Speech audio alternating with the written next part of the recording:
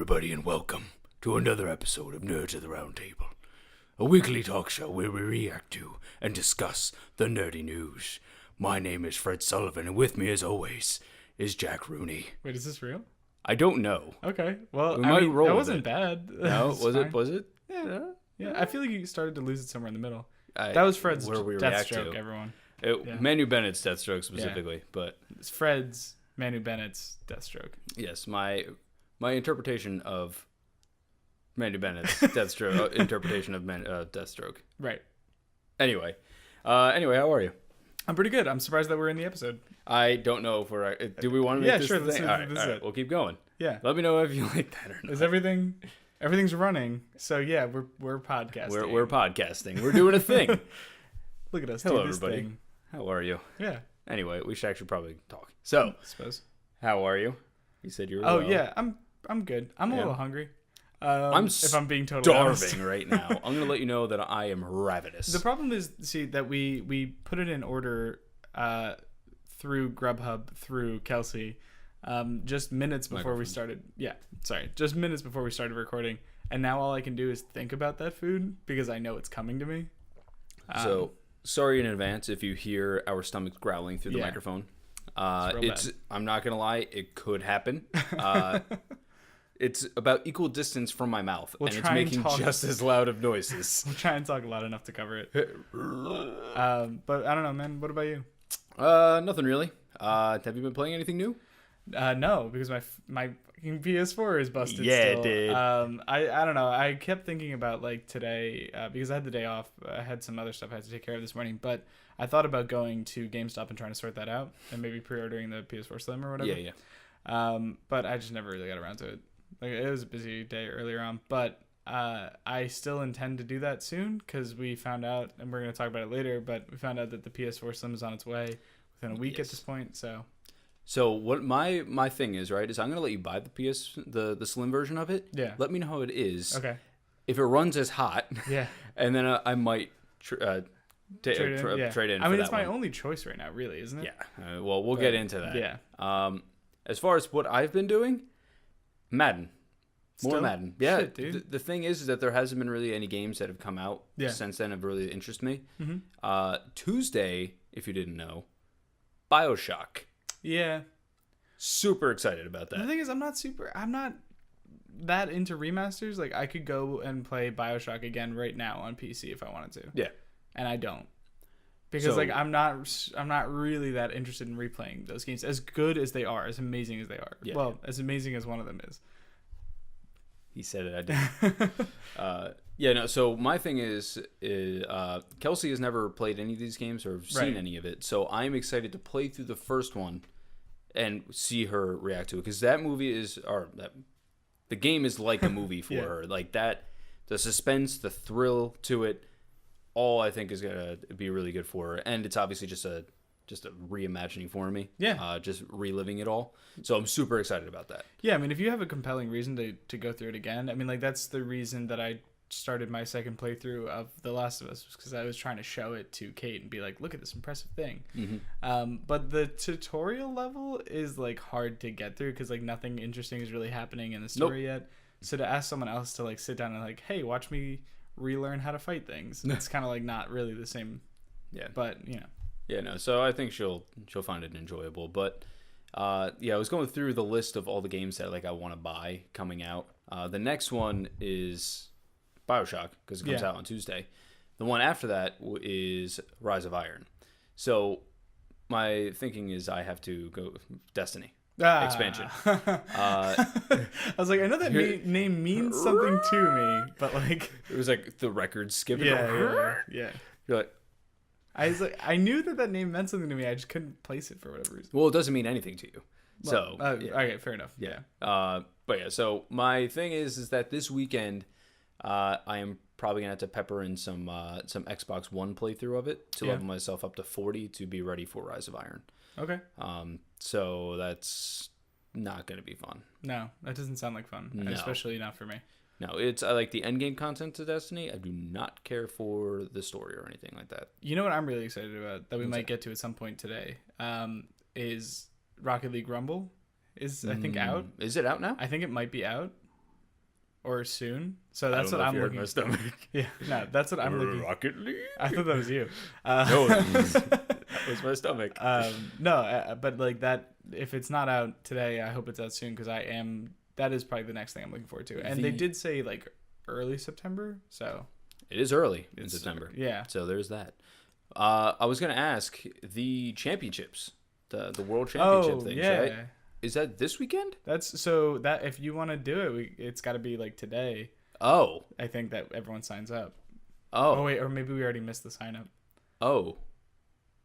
Well, that's awkward. Yeah. I was like, yeah, if you guys want me to, and then I just heard nothing Yeah. about it again. Yeah.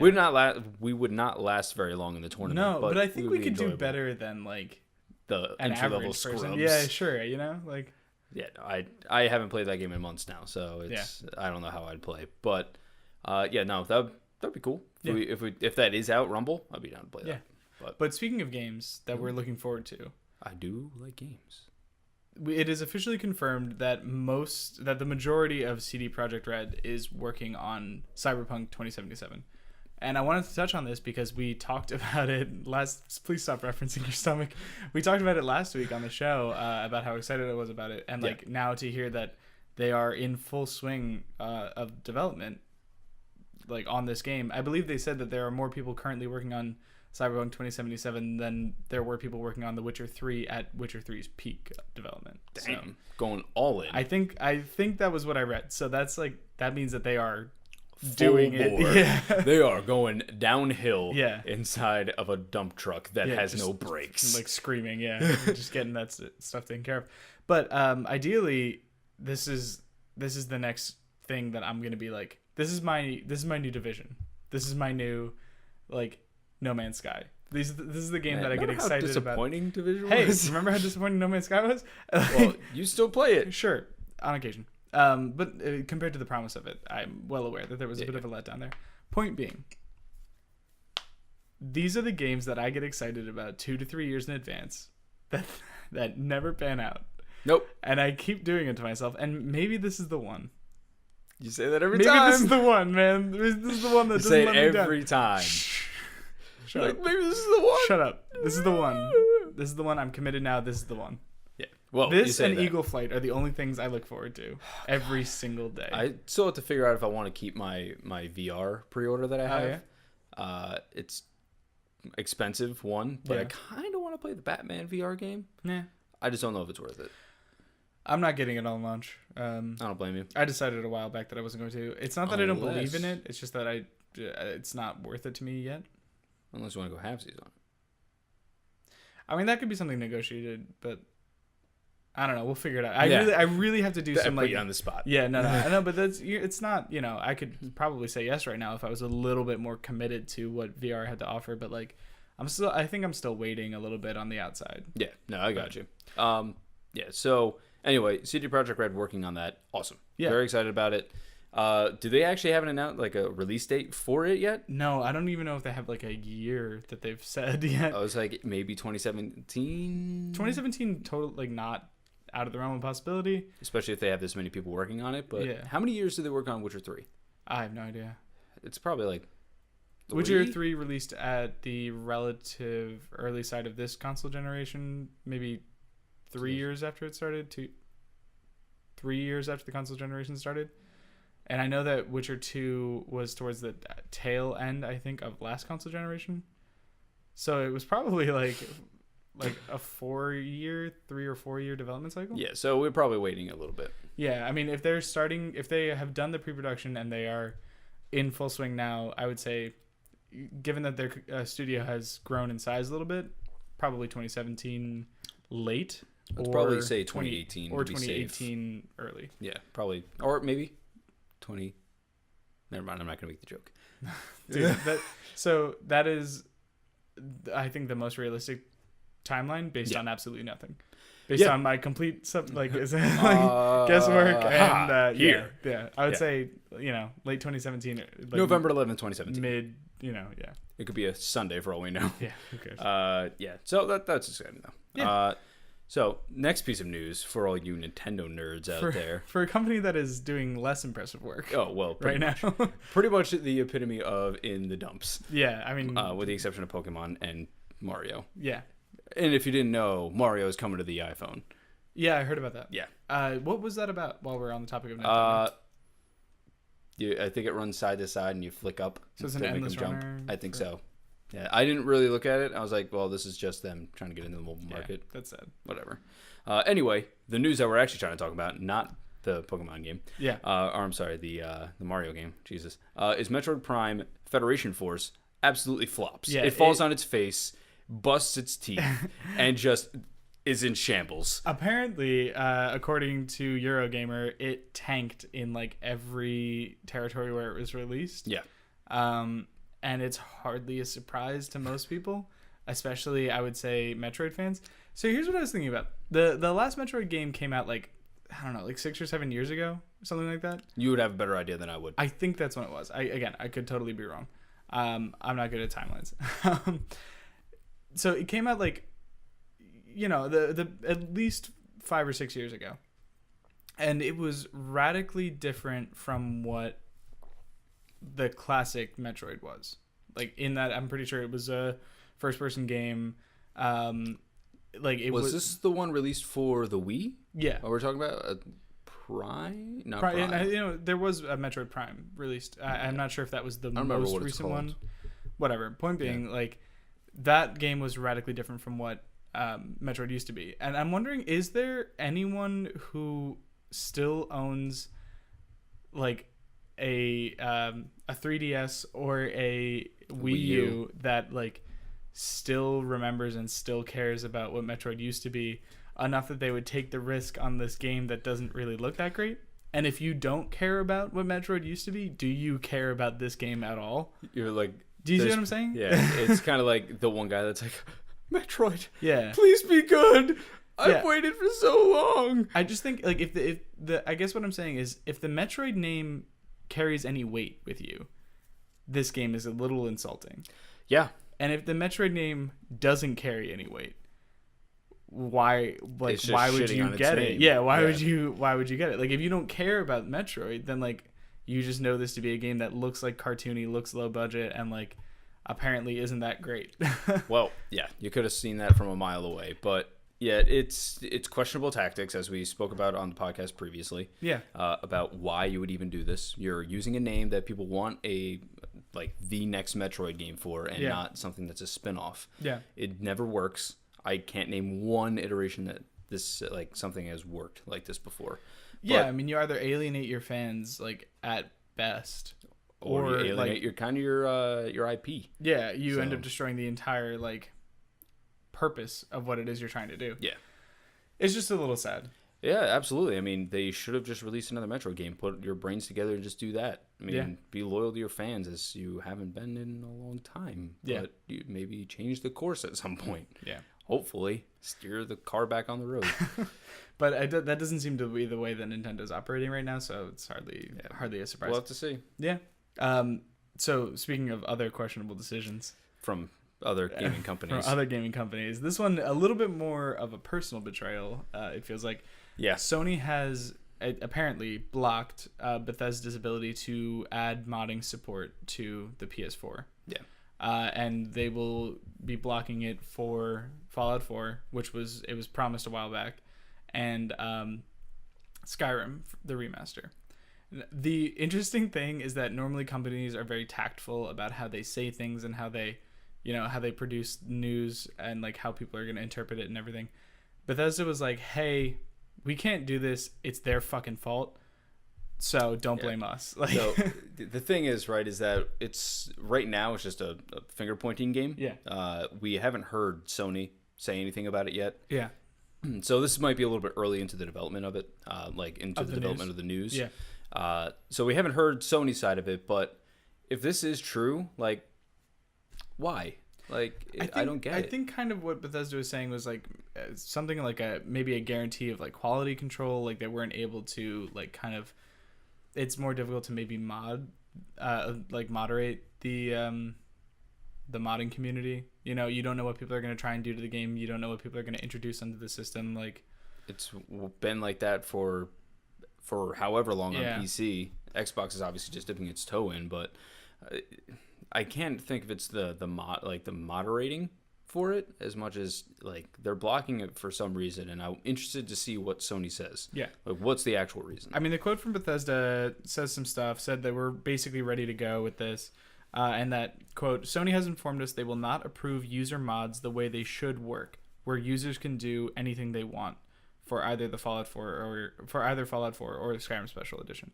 And then they go on to say, like, we're disappointed. We're as disappointed as you are. We're going to keep trying to make this work, but, like, we can't do it when we want, like, on the timeline that we want because they fucked up. Yeah, I just don't get why. Like, Yeah. that's my thing. Like, you know, being mad at Sony over this, like, is somewhat understandable, Yeah. right? But it's just a questionable decision as to why. Like, what's the point? Like, why block this? It really doesn't have any effect on, you know, really much at all.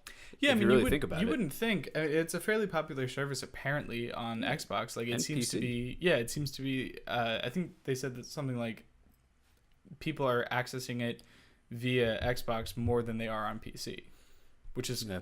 I mean, big, yeah. which, yeah, that's incredibly popular. I Yeah, mean, but it's that's also- impressive. I would assume that it's also because it's like in people's face, like on the menu, you know, like mods. Whereas like if you wanted to do it on PC, you usually have to download like a different program and like you know. You're like, oh, download this mod and then download the actual mods that you want. Yeah, it's a more complicated process. Where on the console, the benefit of it is that you can kind of it's probably all simplistic. guided. It's all like it's You packaged point nicely this for and you. here, and then you Yeah. download. Like, it's not even that. For like PC does that, where they're like, all right, go here and then download this. Yeah, That and like this you is know just it's like- gonna work. Yeah, you're like, all right, you want to mod the game? We'll just download this. Yeah. and it'll go right to your console, and then you can just put it on. So for whatever reason, Sony was like skittish about this. Presumably, it seems like they were resistant to the.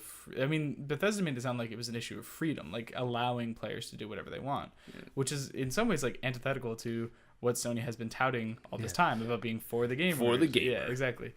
And I don't know. I mean, this follows a kind of disappointing trend where we see Sony making these missteps. I mean, like we might as well start talking about it. Like Yeah. this September 7th conference, the Sony PlayStation meeting or whatever. Yeah. Like- Did you watch the conference? I wasn't able to watch it live. I was following the news feed, which was interesting because it was like a flurry of activity in the beginning And then and then nothing. silence. Yeah. Yeah. And when it was like a half hour or something. Like how I think it long? was a half hour or an hour long. I want to Okay, say it was yeah. an hour long. Did you so- you actually watched it? I had it on. Yeah. Right. But I was also doing a fantasy football draft at the same time. So like I was trying to listen to it when I could. Yeah. But as I was listening to it, I was like, wow, this is incredibly boring. Yeah. They were like, all right, so this is what this console does. And this is the features that it has. Oh, and if you don't know what this feature is, we're going to explain it to you in a 2-minute detail. Like, okay, HDR. Got it. They're okay. trying to make you care about the features that they're offering. Yes, in which the features for it are, in comparison to the regular PlayStation 4 that everyone has now, is not significant. Yeah. The only way that would be any sort of significant is if you have a 4K TV. Right. And the thing is that nowadays, like newer 4K TVs are starting to incorporate HDR built into the system of the TV So it itself. doesn't necessarily need to be built into the it's source. It's like almost like really putting it to a certain market. I feel because Yeah. I mean I don't know when HDR like was officially put into TVs, Mm-hmm.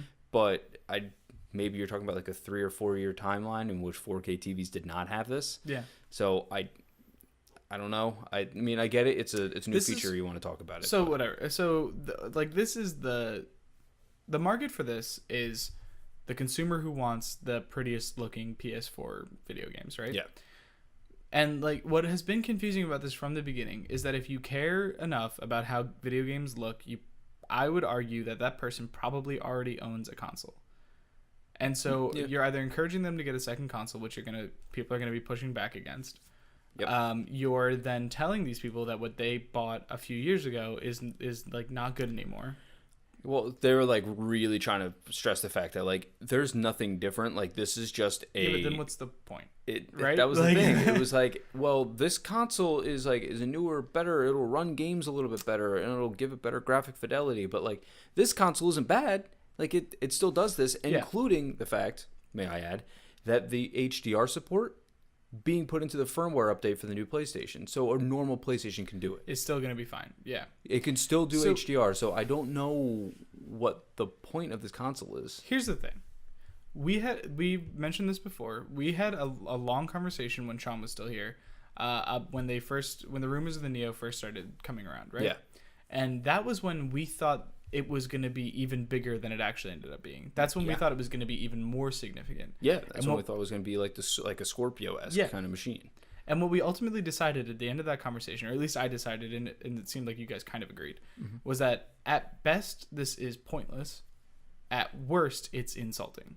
Yeah, absolutely. And like that has been maintained throughout, and it's even less effective than we thought it was going to be. It's even less impressive than we thought it might be. That was, you took the words out of my mouth right there. Yeah. Like it's this, like, so I was going to be one of the people that was like, all right, I'll update my console. My console is running hot right now.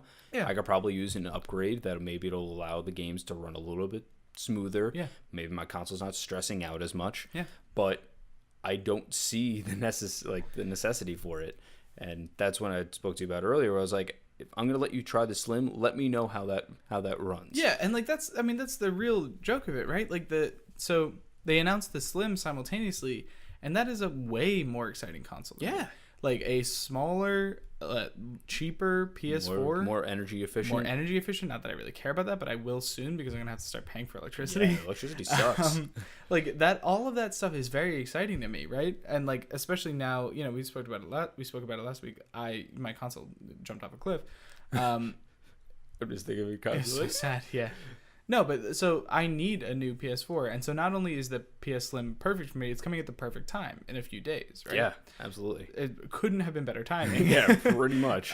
Exactly what you were hoping for. Boom. When I need it. Yeah. And again, I can't like the fact that it's $30 to $50 cheaper depending on the bundle that you get is huge because that is a significant dropping it from $350 to $300 puts it in it's so much easier to wrap your mind around like spending $300 than spending more than $300. You know what I mean? So my one thing though, right, is that during this time, this is now 3 years into the console generation. Yeah. I believe when this happened with the Xbox, it was dropping and the PlayStation 3 at that point, they were dropping significantly, like $250 for their consoles. I was kind of expecting there to be $250, but I think they could have probably done $250. But I think they don't want to just leave that console, the Pro, out on an island, being $150 more. Yeah, I think they probably could have done $250, maybe taken a loss for a bit to get more PS4s out there while they refresh the hardware, and then start making it back in droves when they they get the manufacturing costs down a little bit. Yeah. I think they could have done it if they wanted to see a huge boost in sales. hoping that. Trust me, so was I. But I'm okay with 300. I think that's reasonable.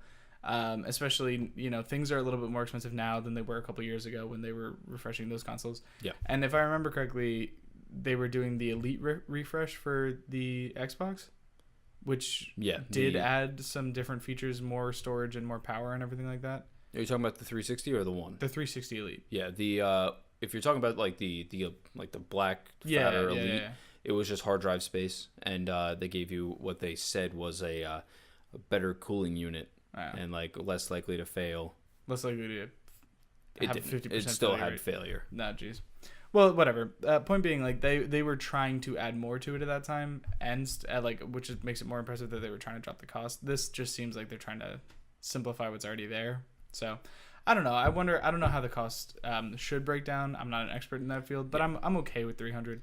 But it really does. It makes the Pro even less appealing because I'm I can get this slimmer, better profile, less energy. And what will have the firmware to make it HDR? It'll have the HDR, and I'm not worried about 4K. Right? Yeah, that's perfect for me. That is a perfect console for me. So if they had come out and announced that, and then had maybe a few other things there, I would have been oh, cool. But the fact that they announced the Pro right next to this console that's going to be perfect for me, I'm just it gives me even more reason to look at the Pro and be why are you here? What are you Who doing? are you? What are you doing? This almost seems like their attempt to match the Xbox One S. Yeah. But the Xbox One S is the cheaper version. It's cheaper. It's $250, and on top of that, it has other features that the PlayStation Pro doesn't have. Yeah. I mean, it can support 4K, both streaming and disc. Yeah. So you can have 4K Blu-ray player in your console. The cheapest one on the market by a long shot. Yeah. And that's, like, it's just no-brainer. Like, this is what we always look at. You know, the PlayStation 3 was your Blu-ray player. Yeah. And then you looked at, like, way back when, I used to use my PlayStation 2 as, like, a DVD player. Sure.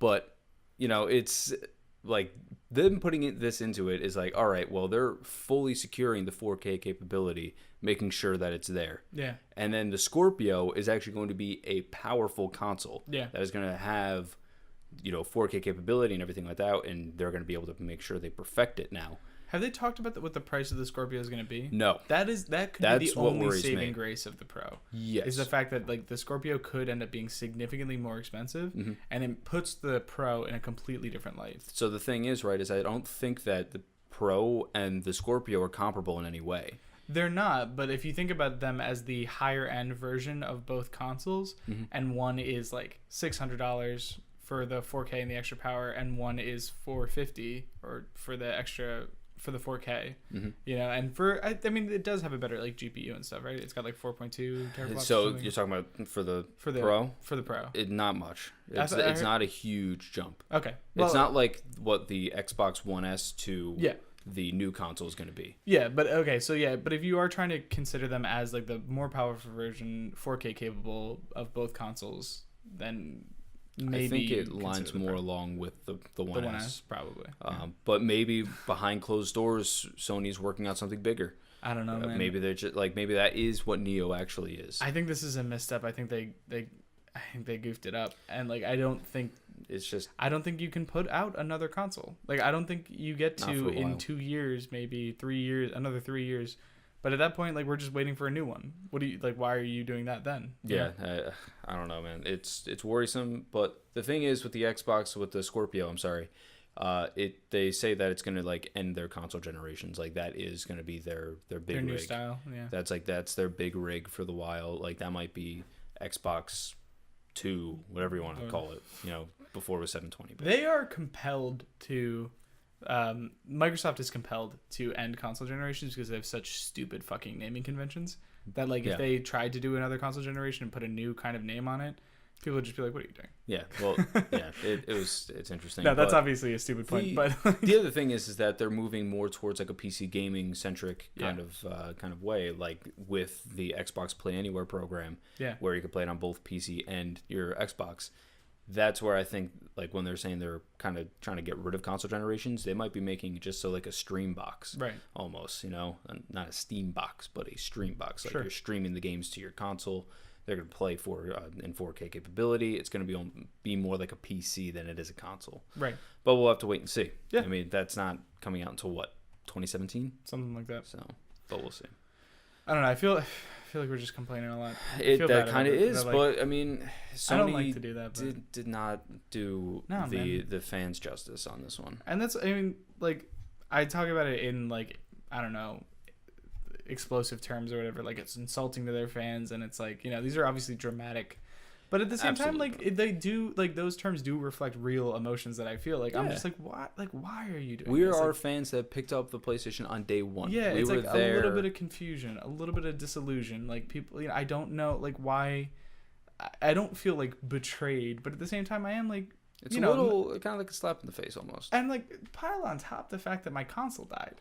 Like, I'm like, especially like, for a situation like yours, yeah. like not only did that happen where I'm like, or my console died and I was still like, man, you know, it's probably me. It's not Sony. Sony didn't screw me over. And now you're And like, now I'm like, Sony hates everything. I'm still like, it's not, you know, this is for someone. It's not for me. I don't know who it's for, but it's definitely not for me.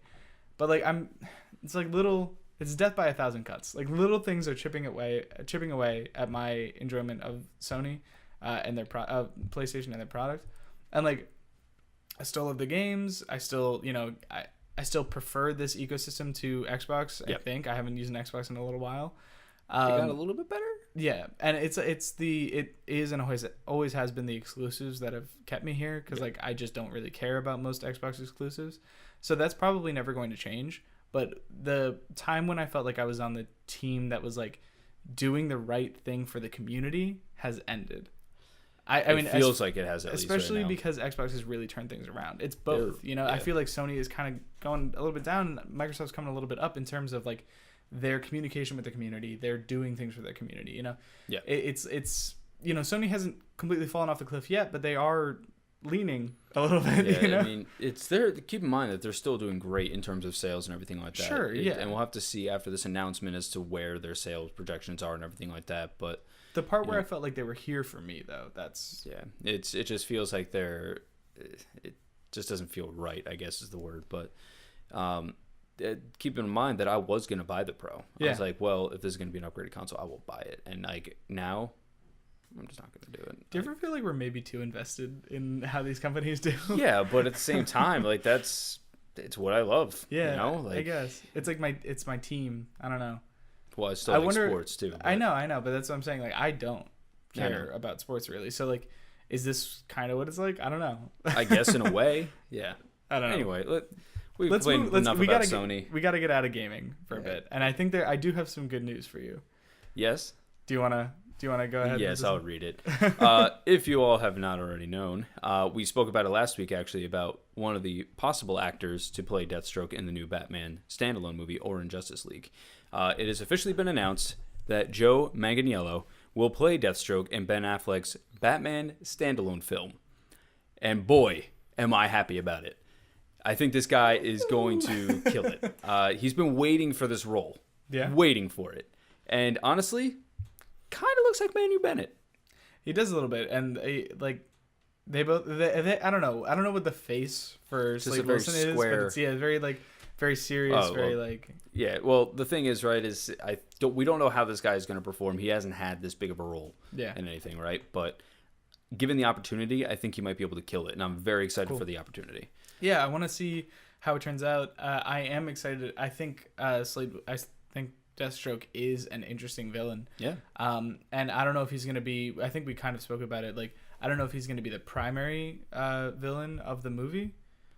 I don't know if it says there. No. No, I don't think they've really talked about much of anything with that. I don't know if he's going to be the primary villain, but I think he is an interesting counter to Batman, who is always like thinking of everything. That's kind of Deathstroke's MO as well. Yeah. What I'm wondering is, with this standalone film, is it going to be like, has this Batman and this Deathstroke known each other already? Like, do they know? Have they fought against one another already? Or is this going to be their first time meeting?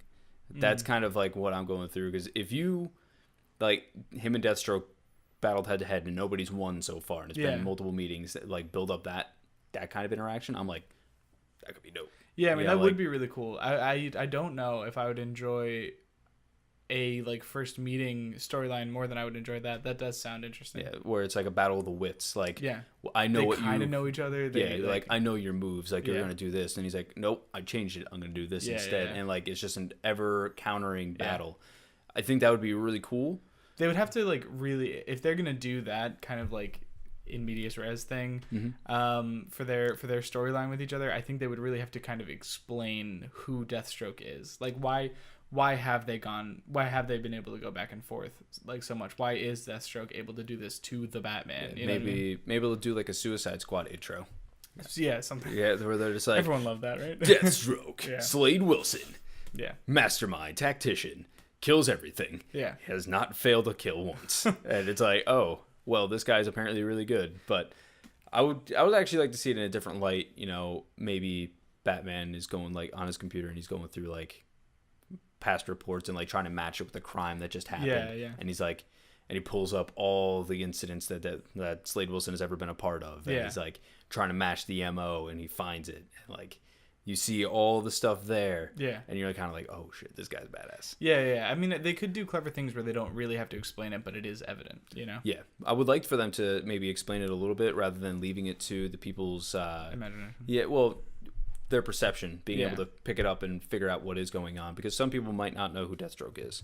Yeah, and the idea is like it's similar to Batman. Like, you don't want to try and see Deathstroke as like human, because he is like supposed to be better than that. Like, he is supposed to be stronger, faster, smarter than everyone else. He's supposed to be like of Batman's caliber. Yeah, exactly. And that's why I think it'd be a great counter, because especially this Ben Affleck's Batman is very, kind of like what you usually think Batman is, very calculated. Yeah. He makes sure that he makes the right move and like does his research.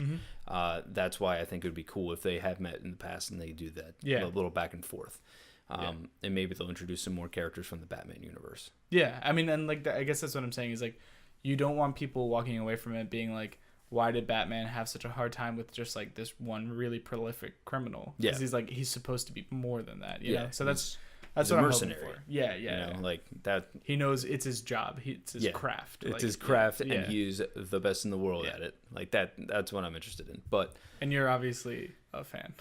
Oh yeah, I had this at work. So Sean bought this for me a while back, cool. and I've just had it at work. And we're going to be vacating our office. If you're an audio listener, it's a fancy Deathstroke standee and thing. Shout out to Sean for giving it to me. Yeah. He doesn't watch this, but you know, oh no, I don't think he does. But I'll let you know if he does. Yeah. Anyway, let's probably get to some viewer questions. Yeah, let's do it. We're actually ahead of schedule this week. We're actually doing it. It's that hunger, I'm telling you. Oh yeah, we're like, maybe we should just record hungry every week. No, I'm gonna kill someone. Yeah. No, it's all I can do to keep myself from reaching across the table and just killing you so that I can go eat. Anyway, let's start with Jason Hales. So, do you think an RPG of Hyrule would be great? Instead of playing as Link, you get to create your own character? So, I don't know much about the whole like Legend of Zelda universe. Yeah.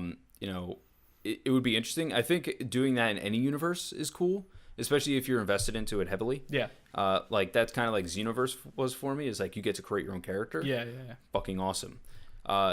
It just has to be done right, because if you don't do it correctly, I feel like you might not enjoy the game as much, and it might be a waste of the time of the creators of the game.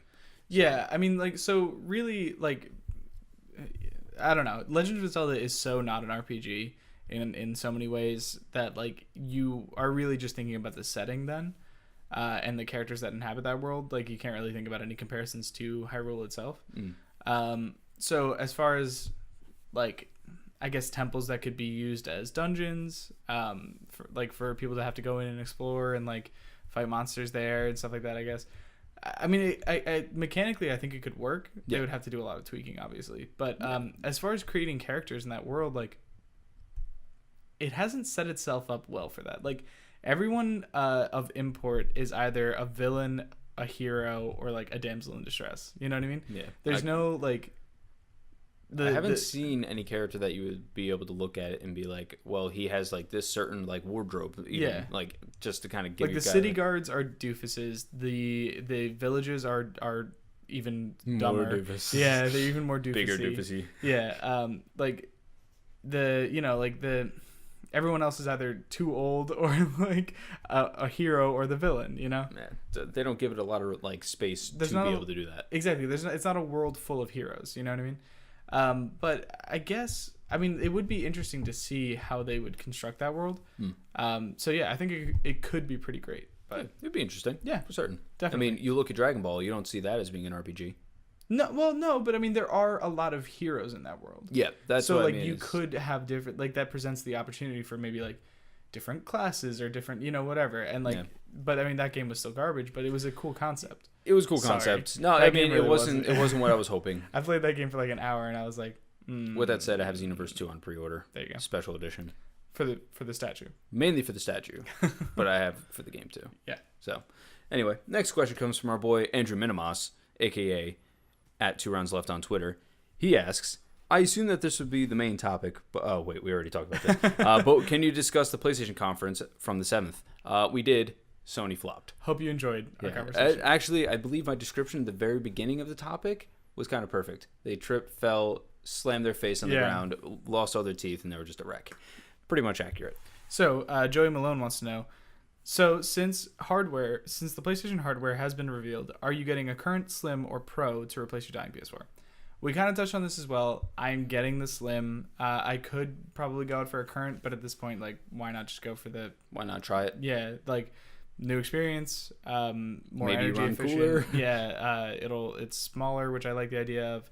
So I'm all on board for the Slim.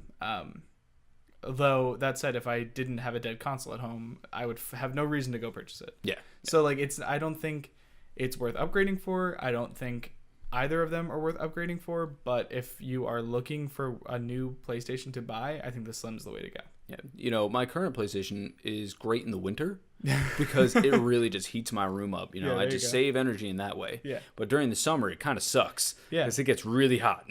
I mean, like it's totally it's a completely individual basis whether or not it's worth it to you. I'm not trying to tell you not to buy it, but if you're asking for my opinion, there's no reason to upgrade unless like you have a dead console. Yeah, pretty much.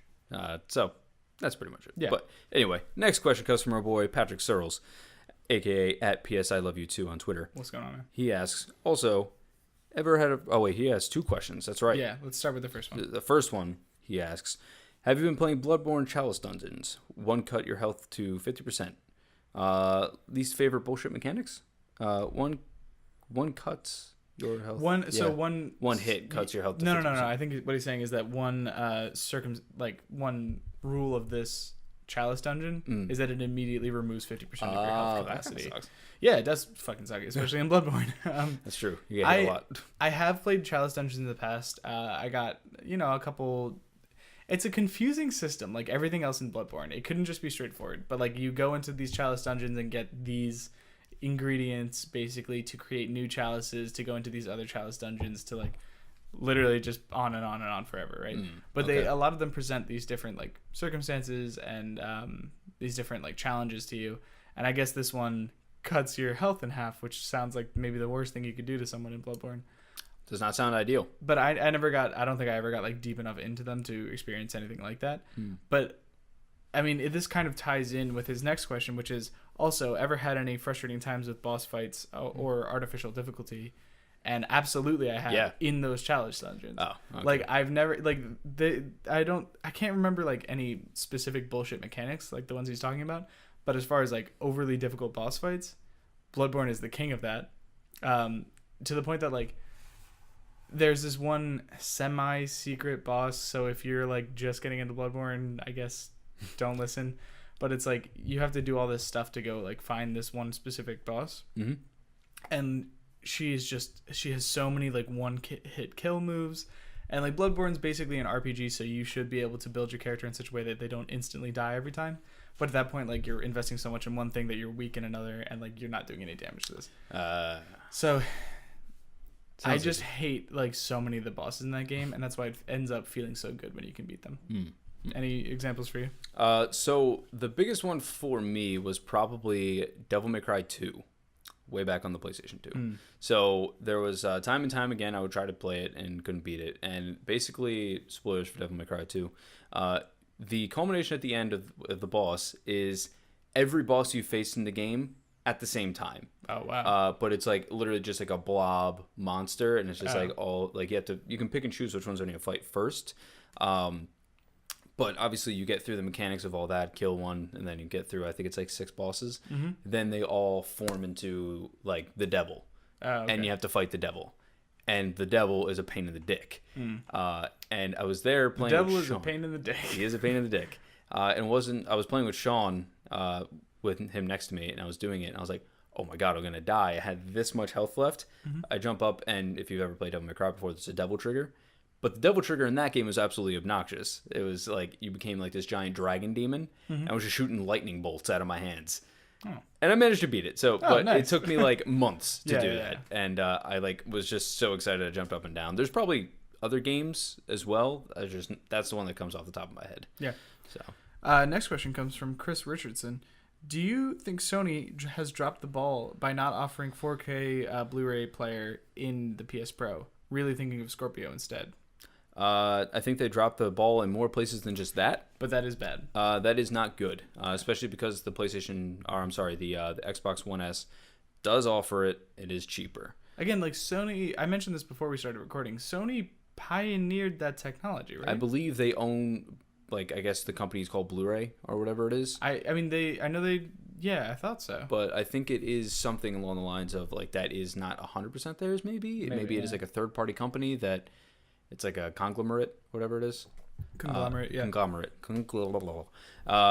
Maybe it's something like that where they still have to pay like a whatever amount it is to purchase the thing, and maybe Microsoft is like, all right, we're we're diving doing into it. Yeah. Maybe they had to pay a little bit more than Sony did, but whatever the case may have been. That is something that I think could raise the cost of the Scorpio above the Pro, but I don't know, man. I wonder. Yeah. Well, the thing is, again, this is in part with the 1S already.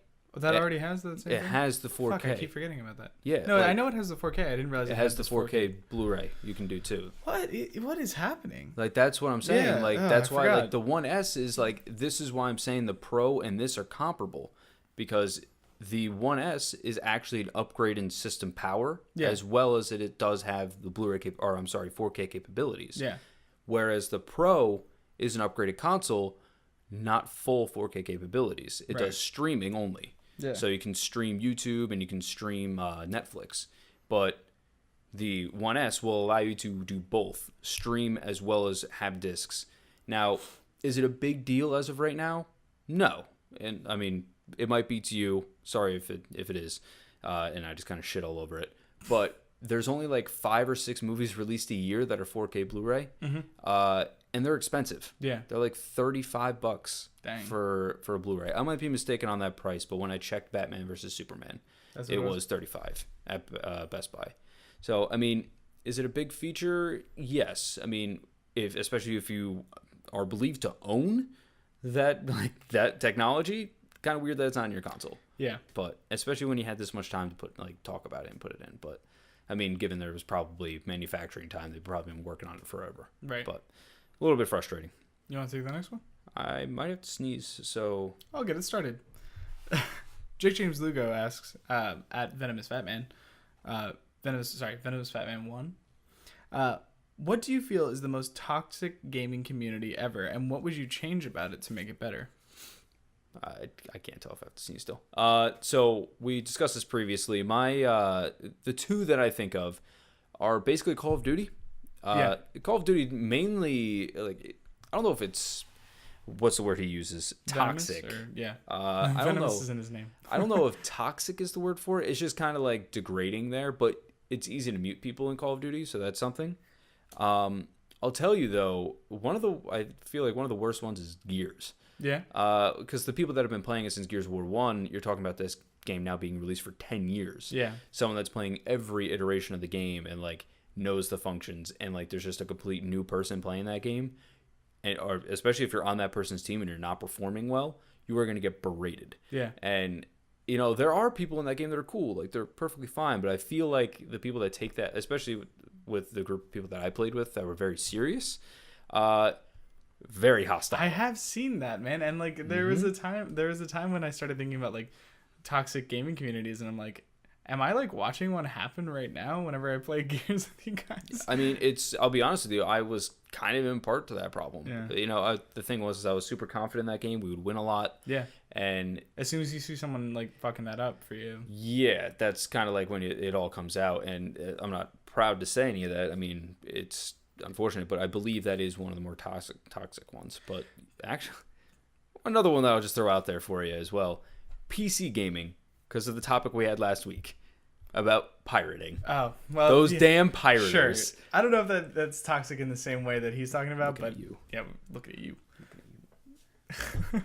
I don't know, man. It's like, so toxic communities like that, it's kind of like it's the same shit that causes like bullying on the playground, as far as I'm concerned, where people don't understand that the effects that their words have. Yeah. People don't recognize that there is someone on the other side. Maybe you've been muted and you don't know it.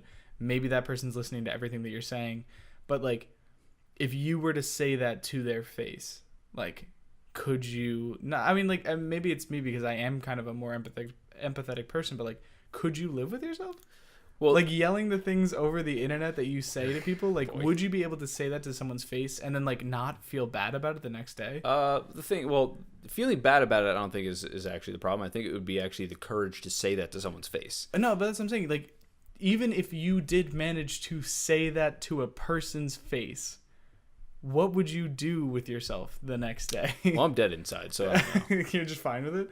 But that's the thing. If you think about all the other people on the other side of every microphone you've ever spoken into, like, man, like I would feel crushed, but like maybe it's because I'm thinking about it more deeply. I don't know. The thing is, back then I had no care in the world. Yeah. And you look at it now, I'm very like, I try to make sure that I say things properly, like to not offend anybody. Yeah. And if I were to say something like that, I would feel bad now. Sure. Like that's the thing. But You learned. well, that you mature. Yeah. That's what it really comes down to, is what these things are actually meaning. You've seen what happens when people take it the wrong way. Yeah. And it could equal out to be very bad. And yeah. like it's that you don't realize that when you're a kid. Like, yeah.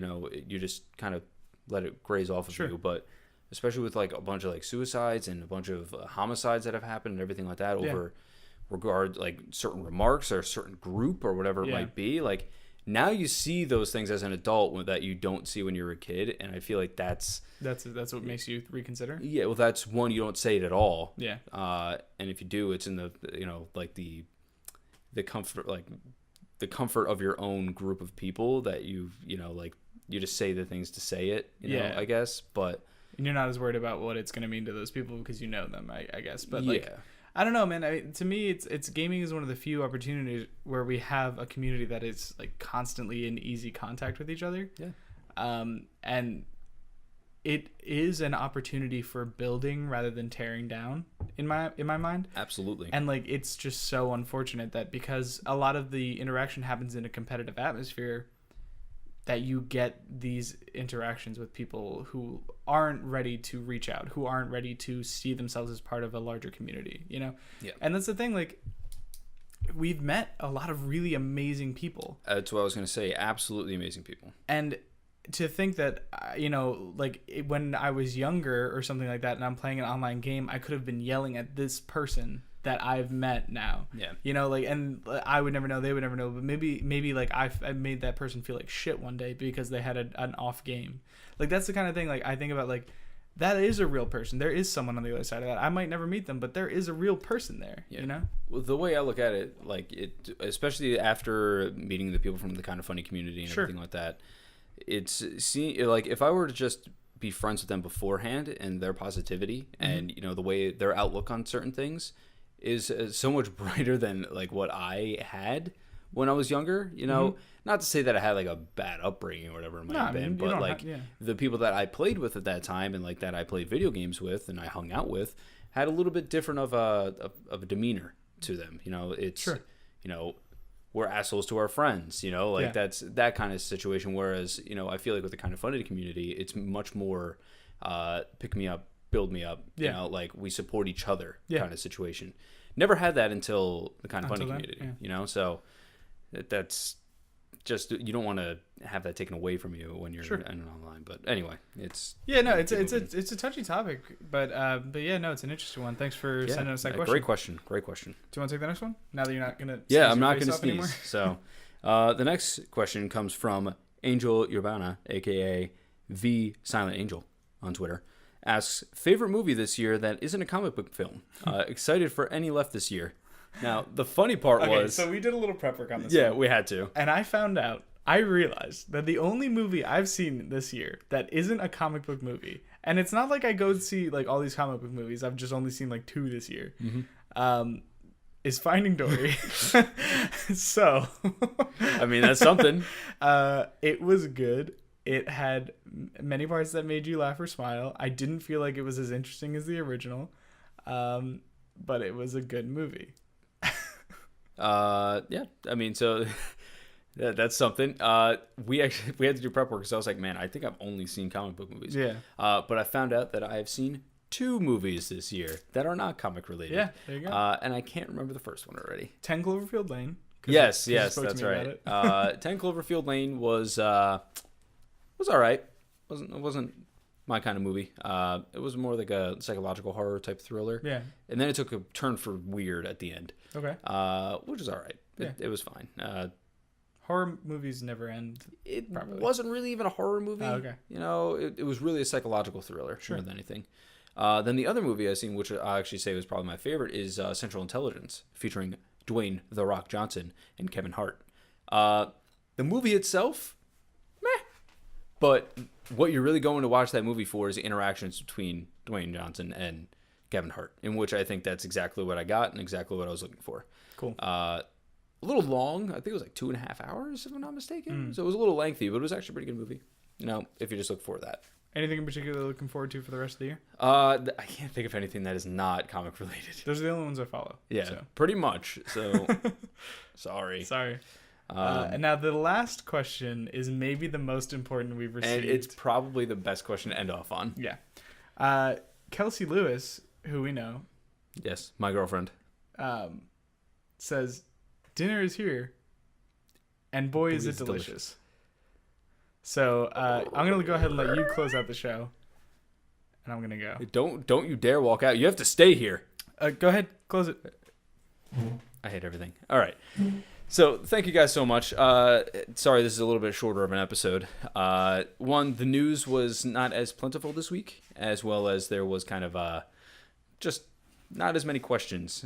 So if you do have questions for next week's episode, make sure to use hashtag Nerds64. Obviously, this episode will be posting probably on Tuesday, so Bioshock will already be out. Or Monday, actually, so it'll be one day before. I felt kind of bad about it, so I came back. Oh, okay. Welcome back. Hello. How you doing? Hello. So anyway, if you guys haven't already, please subscribe to the channel. We greatly appreciate every single one of you for doing so. Also, be sure to like the video and comment. Any of the questions that were asked here and you have your own personal answers for, feel free to put them there. I would love to conversate with you about that. Some other things, if you'd like to follow us on Twitter, I am Fred_Sully. This is Jack is Gaming on Twitter. Also, if you'd like to know the news and updates from nerdsonline.com, be sure to follow @NerdsPodcast. If you have any written work or video work that you would like to submit onto the website, be sure to visit nerdsonline.com/community-entry. That'll be back on the bottom there as well. You could also just send that to contact@nerdsonline.com. I appreciate all the work that you do. We have the longest outro ever when I'm hungry. I don't know if it's always this long, but it feels super long. It's basically, we're just touching on the bases. There's really nothing else to talk about, so we're pretty much done. Cool. All right. So anyway, thanks guys for watching or listening in this case. Don't mind Jack for being a little hangry right now. But we do appreciate every single one of you. Thank you again. And obviously, keep nerding out. Thank you for watching the video. Make sure to like, subscribe, and share the video if you can. Also, make sure to follow us on Twitter. Keep nerding out.